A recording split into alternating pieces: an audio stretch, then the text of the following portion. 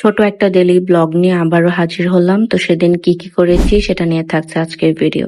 সালামু আলাইকুম এভরিওয়ান। তো ওই দিন হচ্ছে সকালবেলা থেকে আমার ব্লগটা স্টার্ট করছি।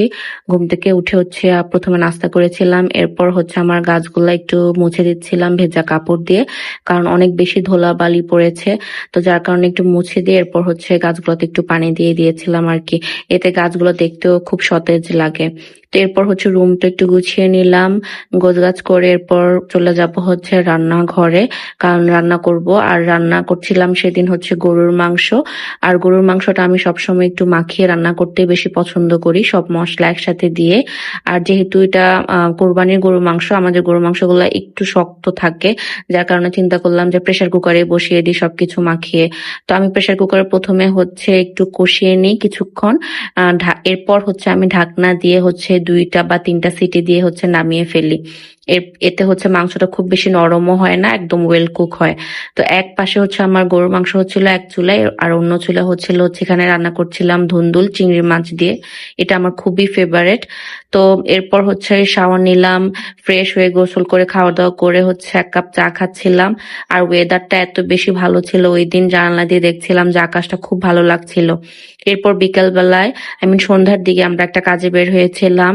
তো ওখান থেকে হচ্ছে যাচ্ছিলাম একটু হচ্ছে খানাসে, কারণ আমার মেয়ে হচ্ছে অনেকদিন ধরে খানাসে যেতে চাচ্ছিল। তো সাথে হচ্ছে ওর ফুপ্পি আর হচ্ছে ওর দাদুও ছিল। তো আমরা হচ্ছে একসাথেই যাচ্ছিলাম, যেহেতু হচ্ছে সবাই একসাথে বের হয়েছে এই জন্য। আর খানাসের খাবার আমার বরাবরই খুবই পছন্দের, যার কারণে হচ্ছে ওখানেই গেলাম।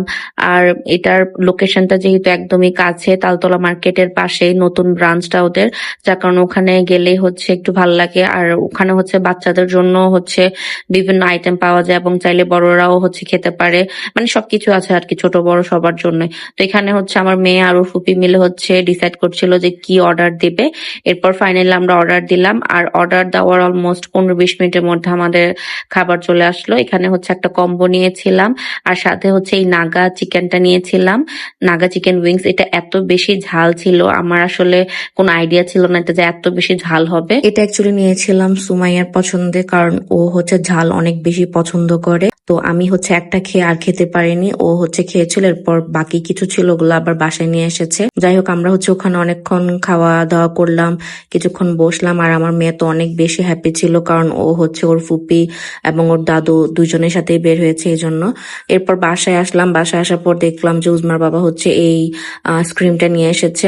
আমার এটার ফ্লেভারটা খুবই ভালো লাগে, যার কারণে আমি ওকে অনেকদিন ধরে বলছিলাম যে এটা নিয়ে আসতে। তো আজকের জন্য আইসক্রিম খেতে খেতে আপনাদের থেকে বিদায় নিচ্ছি। সবাই ভালো থাকবেন। আসসালামু আলাইকুম এন্ড আল্লাহ হাফেজ।